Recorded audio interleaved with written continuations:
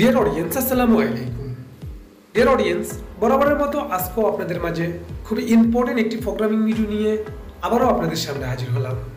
তো dear audience, আজকে আমরা আপনাদেরকে দেখাবো ব্রাদার KE430HS-03। এই মডেলের লেটেস্ট যে বার্টেক্স সুইং মেশিনটি আছে, এই সুইং মেশিনের রিসেট সহ আরপিএম লক সহ বিভিন্ন যে ইম্পর্টেন্ট যে প্রোগ্রামগুলো সেগুলো আপনাদেরকে দেখানো এবং বোঝানোর চেষ্টা করব। তো এই মডেলের মেশিনটি সম্পূর্ণ আলাদা সিস্টেমের একটি প্রোগ্রাম করা হয়েছে। আগের যেই 438 মডেলের যে বার্টেকটি ছিল সেটার চাইতে এটা সম্পূর্ণ আলাদা ডিফারেন্স। এখানে আমরা চাইলে কোন প্যাটার্নে কত স্টিচ আছে আমরা এখানে শো করে দেখতে পারবো। এখানে ডিসপ্লের ডান পাশে যে আপ এবং ডাউন বাটন, এই দুটি বাটন প্রেস করার মাধ্যমে আমরা দেখতে পারবো উপরে যে S00123 এখানে প্যাটার্ন নাম্বার দেখাবে এবং নিচে যে 01 এর পরে নিচে যে 42 এখানে স্টিচ দেখাচ্ছে। অর্থাৎ এখানে আপনি যে প্যাটার্নে থাকবেন সেই প্যাটার্নের স্টিচগুলো আপনারা এখান থেকে ডিসপ্লের সামনে থেকে দেখে নিতে পারবেন। এবং এক্স স্কেল ওয়াই স্কেল সেটিংও খুবই সহজ। এক্স স্কেলে প্রেস করলে আমরা এখানে অটোমেটিকলি প্লাস মাইনাস প্রেস করেও করতে পারবো এবং আমরা চাইলে এখানে নাম্বার দিয়ে ডাইরেক্ট সরাসরি সেট আপ করে দিতে পারবো। এবং কি এই মডেলের মধ্যে আরেকটি আপডেট করা হয়েছে, সেটা হলো আমাদের প্রেসার ফিট। এই প্রেসার ফিটটা আমরা চাইলে আমাদের প্যাটার্ন অনুযায়ী আমরা লেন্থ উপরে এবং নিচে করতে পারি। আপনি দেখতে পাচ্ছেন আমাদের এখানে যে প্রেসার ফিটের হাইট দেওয়া আছে, এখানে 10 থেকে 17 পর্যন্ত প্রেসার ফিটের হাইট দেওয়া আছে। এবং এই মেশিনের স্পিড যদি আপনারা এখান থেকে কমাতে চান তাহলে উপর থেকে আপনারা স্পিড কমাতে পারবেন। এবং ডিফল্টভাবে আমরা অনেক সময় ববিন হুইন্ডার চালাতে চাই এবং ববিন হুইন্ডার চালানোর জন্য আমাদের যে ববিনের যে অংশটি আছে সেই অংশটি যে বাটনটি আছে এই বাটনের মধ্যে যখন আমরা চাপ দেব, চাপ দেওয়ার পর আমরা প্যাডেলটি চাপ দিয়ে ধরে রাখলে আমাদের মেশিনটি অটোমেটিকলি চলবে। কোনো রাউন্ড যে বারটেক সিস্টেম এটা হবে না, ডাইরেক্ট সরাসরি আমাদের নিডল বারটা চলবে জাস্ট ববিনটা ভরার জন্য। তো ডিয়ার ফ্রেন্ডস, এখন আমরা আপনাদেরকে দেখাবো যে কোন প্যাটার্নে কত স্টিচ আছে। আপনারা দেখতে পাচ্ছেন যে S3-তে আছে 31, S4-এ আছে 31 স্টিচ, এখানে 39 স্টিচ। আপনারা একটু একটু করে প্যাটার্ন চেঞ্জ করলে অটোমেটিকলি দেখতে পারবেন যে কোন প্যাটার্নে কত স্টিচ আছে। 1 নম্বর প্যাটার্নে 28 স্টিচ আছে এবং 9 নম্বর প্যাটার্নে 21 স্টিচ, 10 নম্বরে 28 স্টিচ। এই মডেলের আমরা যেটা ঝুঁকিতে দেখলাম 9 এবং 10-এর যে 9 নম্বরে যেমন 56 স্টিচ, এটা হলো 18 নম্বর প্যাটার্নে 56 স্টিচ। এমনকি ঝুঁকিতে 10 নম্বর প্যাটার্নে হলে গিয়ে 64 স্টিচ, এটাতে 19 নম্বর প্যাটার্নে পাবেন 64 স্টিচ।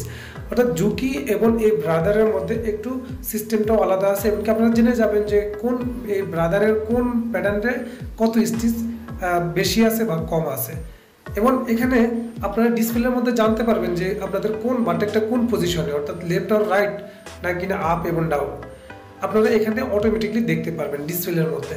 এবং আগে যে ব্রাদারের 438F যে মডেল FX যে মডেলগুলো ছিল সেগুলো কিন্তু এরকম আপডেট ছিল না, সেগুলো আমরা দেখতে পেতাম না। জাস্ট আমরা মেশিনের টেস্ট বাটন চাপ দিয়ে দেখা লাগতো যে কত স্টিচ আছে এবং কি বারটেকটা কোন লেফটে রাইটে নাকি না আপ অ্যান্ড ডাউনে।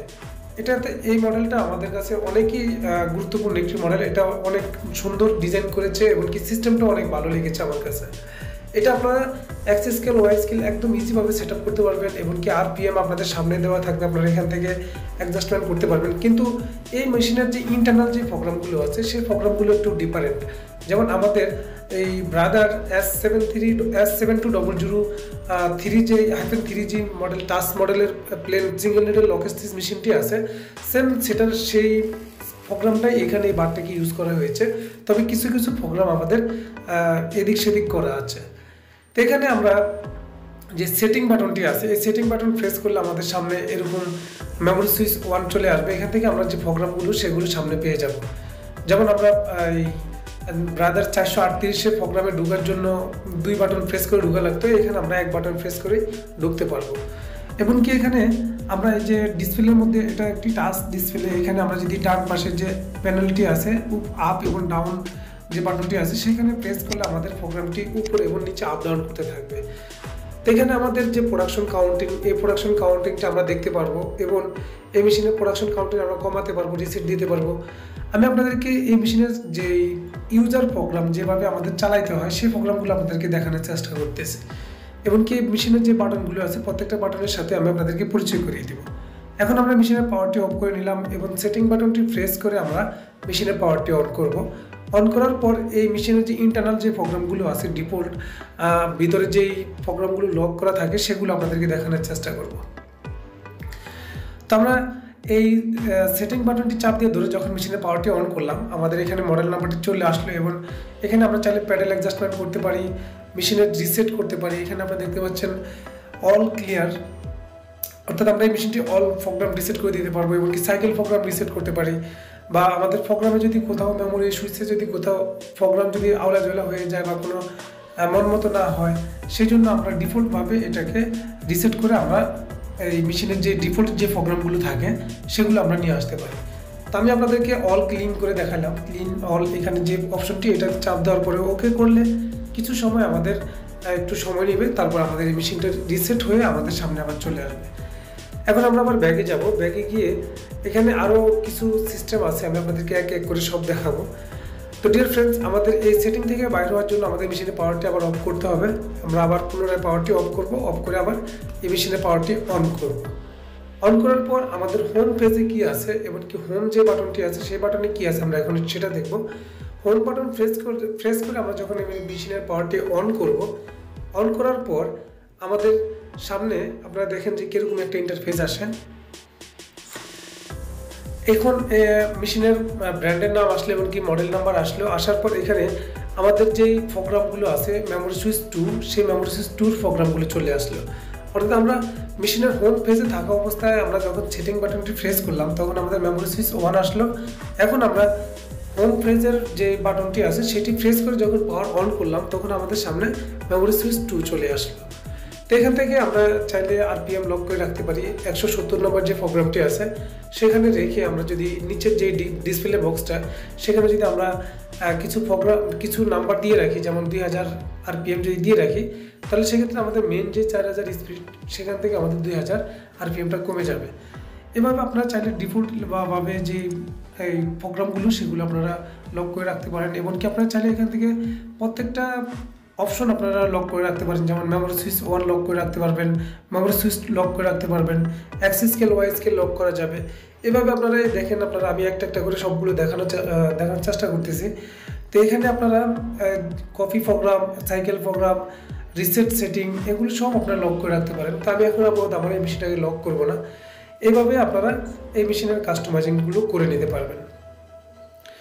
তো ডিয়ার ফ্রেন্ডস, আমাদের এই ভিডিওটি যদি আপনাদের কাছে ভালো লেগে থাকে তাহলে অবশ্যই একটি লাইক করে দিবেন এবং আপনাদের যে কোনো মতামত আমাদের এই ভিডিওর নিচে কমেন্ট বক্সে কমেন্ট করে দেবেন। এবং আপনি যদি আমার চ্যানেল নতুন হয়ে থাকেন তাহলে অবশ্যই আমার চ্যানেলটি সাবস্ক্রাইব করে রাখবেন, পাশে থাকা ঘন্টা আইকন বেলটি বাজিয়ে রাখবেন এই ধরনের নিত্য নতুন ভিডিও নেক্সট টাইম পাওয়ার জন্য। তো ডিয়ার ফ্রেন্ডস, এখন আমরা প্যাটার্নগুলো চেঞ্জ করতেছি এবং কোন প্যাটার্নে কীরকম বারটেক আছে সেটা দেখাচ্ছি। আমাদের এখন বর্তমানে ক্যাসারটি স্কোয়ার যেই বক্স, এই বক্সে দেওয়া আছে, আমরা সেই স্কোয়ার বক্সের জন্য 50 নম্বর প্রোগ্রামে আসবো। 50 এবং 51 এই দুটি প্রোগ্রামে প্যাটার্নে আমাদের এই যে বক্স যেই আমরা বারটেকটা করি এটা আমরা একটি ফ্লো শার্টের মধ্যে ইউজ করব। বক্সের যেই নিচে যেই বক্সটা থাকে সেটাকে আমরা ক্রস করে মাঝখানে এক্স সিস্টেম থাকবে। তো আমরা এখানে ক্যাসেটটি বক্স সিস্টেম বানিয়ে নিয়েছি এবং আমরা এখান থেকে প্রোগ্রাম থেকে আপনাদেরকে দেখাবো। প্রোগ্রামে 50 এবং 51 এই দুটি প্রোগ্রাম থেকে আমাদের এই প্রোগ্রামটি আমাদের অটোমেটিকলি চলবে। তবে এই প্রোগ্রামটি 50 এবং 51 এই দুটি প্রোগ্রাম এই মেশিনের মধ্যে ডিফল্টভাবে কোম্পানি দিয়ে রাখেছে, যাতে আপনাদের আলাদাভাবে এটাতে এই প্রোগ্রামটা না ঢুকানো লাগে। আগে যেমন 438-এ যেমন অ্যাপেতে এটা মেমোরি সুইচ দিয়ে ইনস্টল করা লাগতো, এফএক্সে লাগতো না, যদিও এফএক্সে অটোমেটিকলি দেওয়া ছিল আপডেট মেশিন।